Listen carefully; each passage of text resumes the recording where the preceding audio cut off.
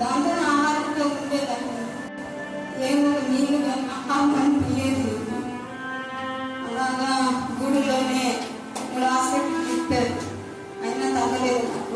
నాకు నోటు ఎక్కువ పొంగిపోయింది, ఇన్ఫెక్షన్ కూడా బాగా ఉంది.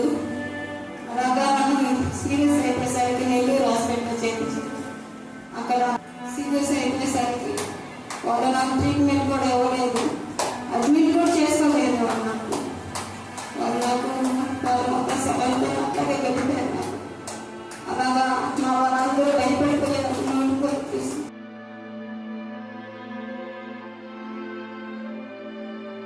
డాక్టర్లు కూడా చాలా మంది భయపడిపోయారు.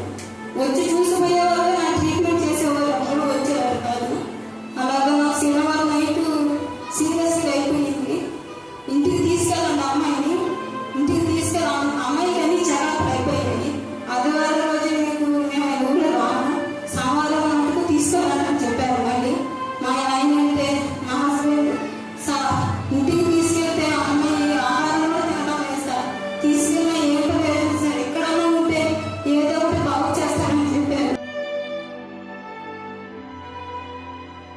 అప్పుడు వాళ్ళు నా గురించి ఆలోచించి మళ్ళీ సీరియస్ అయిపోయారు. ఎమర్జెన్సీ రూమ్లో తీసుకెళ్ళిపోయారు. తీసుకెళ్ళిన వెంటనే నాకు ఏదో వాళ్ళు ప్రయత్నం చేశారు.